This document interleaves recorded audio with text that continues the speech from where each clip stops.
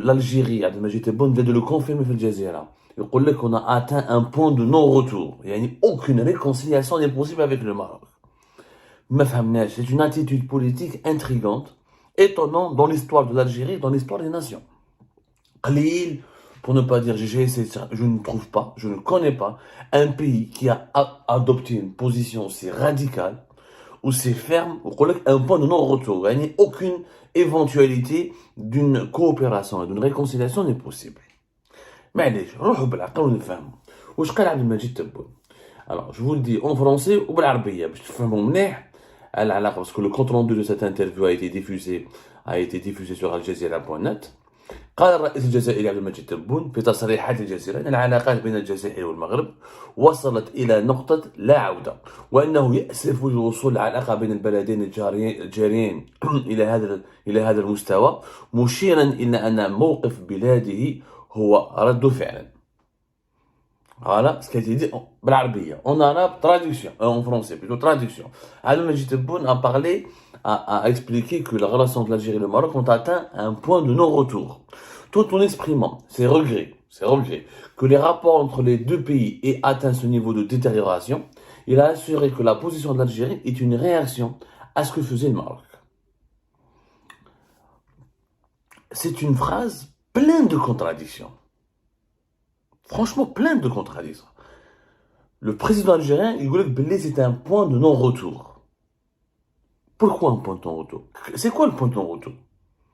D'abord, il n'y a pas de point de non-retour dans les relations internationales. Ma cache. On donne comme des exemples.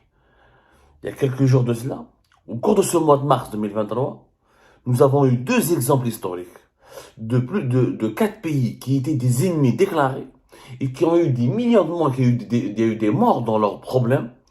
Beaucoup de morts, un nombre de morts élevé par rapport aux problèmes algéro-marocains, c'est de la chantilly par rapport aux problèmes de ces pays-là. Ils se sont réconciliés, ils sont en train de bâtir une base commune pour revoir leur coopération, leur relation bilatérale. L'Arabie Saoudite et l'Iran, la Corée du Sud et le Japon. D'accord. Il n'y a pas de point de non-retour dans les relations diplomatiques, dans les relations politiques. Le point de non-retour, c'est quoi? C'est la guerre. Quand un président affirme qu'il n'y a pas de point de non-retour avec ce pays voisin, c'est pas un pays lointain. On ne parle pas des îles Maurice, du Madagascar, on parle du Maroc, avec lequel on partage quand même des centaines de kilomètres de frontières. Quand tu dis un point de non-retour, ça veut dire qu'on est au bord de la guerre. Parce que auparavant, les dirigeants algériens, même Tebboune l'a dit un jour, nous avons rompu avec le Maroc pour éviter la guerre. La rupture en soi, la rupture des relations totale, aucun contact, fermeture de l'espace aérien, tout ce qui a été décidé depuis 2021. Et les campagnes de diabolisation du Maroc sont en soi un acte de guerre. Quand tu n'as plus de contact avec un pays, quand tu interdis à ses avions de pénétrer dans l'espace aérien, quand tu le diabolises tout le temps, quand tu le responsabilises de tous tes problèmes internes et externes, ça veut dire qu'il est un ennemi déclaré, donc tu es déjà en guerre. Il y a plusieurs formes de guerre. Il y a la guerre conventionnelle, ce qu'on voit entre l'Ukraine et la Russie. Il y a aussi les guerres diplomatiques, les guerres de lobbying, les guerres d'information, mais qui sont une stratégie de guerre. Où il y a des tensions qui sont vives, des tensions assez dangereuses, avec des escalades qui peuvent mener vers la guerre conventionnelle. Donc, un point de non-retour, ça ne veut rien. Si l'Algérie veut faire la guerre au Maroc, il faut qu'elle assume. Il faut qu'elle assume une fois pour toutes. Mais pourquoi faire la guerre au Maroc? Voilà, Abdelmajid Tebboune, il dit que la position de l'Algérie est une réaction à ce que faisait le Maroc. Qu'est-ce qu'il a fait le Maroc? Dans le monde d'aujourd'hui, dans les relations internationales, il y a ce qu'on appelle le Conseil de sécurité de l'ONU. Le Conseil de sécurité de l'ONU est un organe qui permet de traiter les différends entre les États, notamment lorsqu'il s'agit de problèmes frontaliers, de problèmes de sécurité, de problèmes militaires, de problèmes de guerre entre les deux pays, Il y a le Conseil de sécurité de l'ONU, et qui a traité plusieurs dossiers.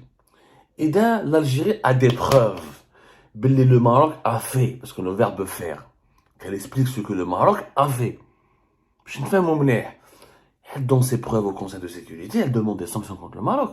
Si le Conseil de sécurité de l'ONU n'intervient pas ou ne sanctionne pas le Maroc à la suite de la présentation des preuves qui doivent être clairs, visibles et accablants de la part de l'Algérie, ce jour-là, l'Algérie pourrait étudier une option défensive militaire. Mais là, on accuse le Maroc d'attaquer l'Algérie. Qu'est-ce que le Maroc a fait? Faire une alliance avec Israël, l'Égypte, le Soudan, les Émirats, tous les pays arabes, la Mauritanie. Ils sont tous en train où il y a des pays qui l'assument ouvertement et comment dirais-je, qu'ils en font un principe de diplomatie, on a un principe qui régit leurs relations avec le monde extérieur. C'est-à-dire que voilà, on est les amis d'Israël, normaliser nos relations, il n'y a pas de problème. Il y a d'autres pays arabes qui le font dans les coulisses de façon hypocrite. Mais je comprends, la normalisation avec Israël n'est pas un argument recevable de la part du régime algérien. L'Algérie a reçu le président de l'Ouganda, Museveni à Alger. Youri Museveni. Il était entre le 12 et le 13 mars à Alger. C'est l'allié africain c'est le meilleur allié africain d'Israël. C'est l'ami des Israéliens en Afrique. Tu me dis, il y a une alliance militaire entre le Maroc et Israël? Oui, c'est une menace, ça peut déstabiliser la région, ça peut créer des tensions régionales. Il faut se plaindre, il faut expliquer, il faut négocier. Il faut poser ça sur la table. Je ne veux pas de base israélienne à mes frontières. Mais ça, c'est des discussions bilatérales. Tu es obligé de parler aux Marocains pour leur exiger cela. Tu recours à une intermédiaire. Tu te plains à la Ligue arabe, tu te plains à l'Union africaine. Il te faut si tu veux pas leur parler, si tu veux pas parler au Maroc, il y a des organismes régionaux comme l'Union africaine ou la Ligue arabe qui peuvent servir de médiateurs. Mais l'Algérie refuse toute médiation. Le Qatar a proposé sa médiation, mais ils n'ont pas voulu. L'Arabie Saoudite a proposé leur médiation, ils n'ont pas voulu. La Ligue arabe a proposé sa médiation, ils n'ont pas voulu. Même des courants au sein de l'Union africaine ont voulu faire la médiation. L'Algérie n'a pas voulu. Même le football, la CAF. Le président de la Confédération africaine de football, Patrice Motsepe, il a fait le médiateur, mais le président de la FIFA. Comment il s'appelle, le président de la FIFA? Ouder ou une médiation? Où ça n'a pas marché. L'Algérie refuse tout principe de discussion. Je parle de Gianni Infantino. Le monde du football a voulu faire une médiation entre l'Algérie et le Maroc. L'Algérie ne l'a pas accepté. Donc ça n'a pas de sens. Quand tu refuses toute médiation et quand tu refuses de saisir le Conseil de sécurité ou des organismes internationaux ou régionaux pour te plaindre contre le comportement du Maroc en donnant des preuves. Oui, il y a une alliance militaire entre le Maroc et l'Algérie. Est-ce que cette alliance est entre le Maroc et Israël? Est-ce que cette alliance menace directement l'Algérie? Il faut l'expliquer. Il faut faire un dossier. Il faut voir des documents. Il faut prendre des photos satellites.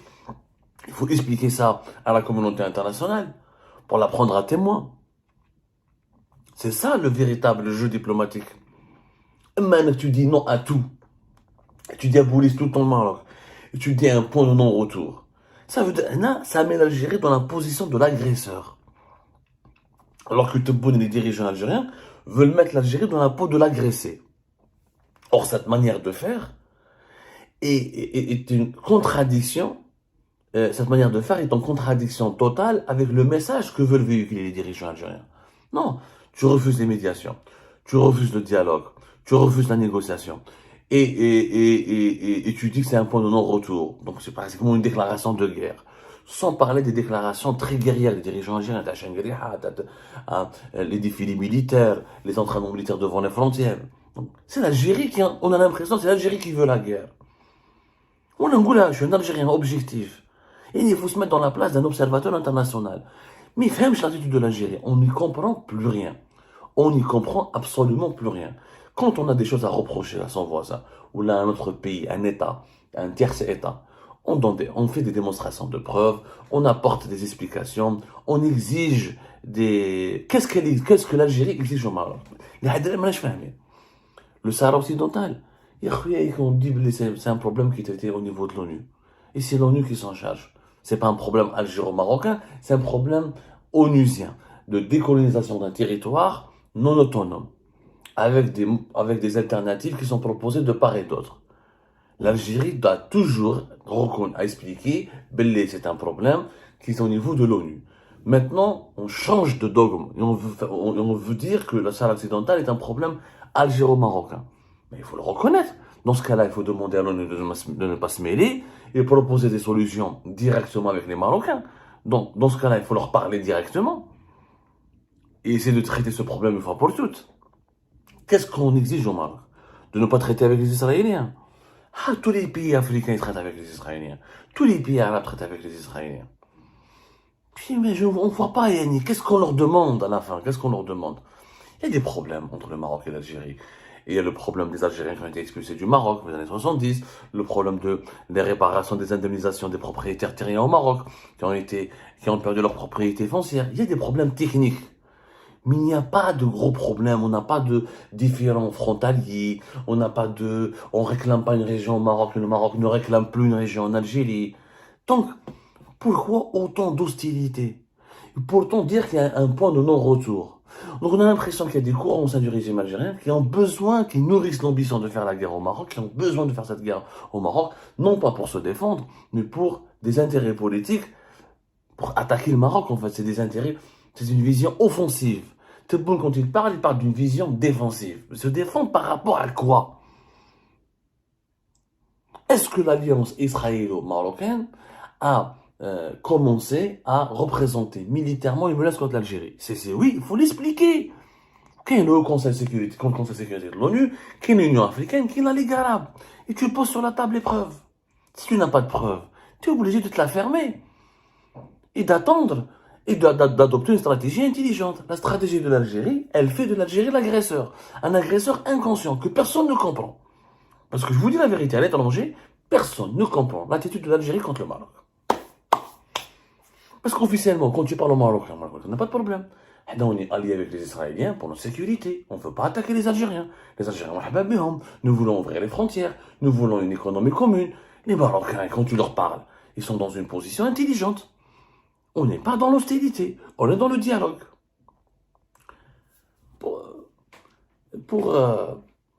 Peut-être il faudrait faire une deuxième émission. C'est mieux.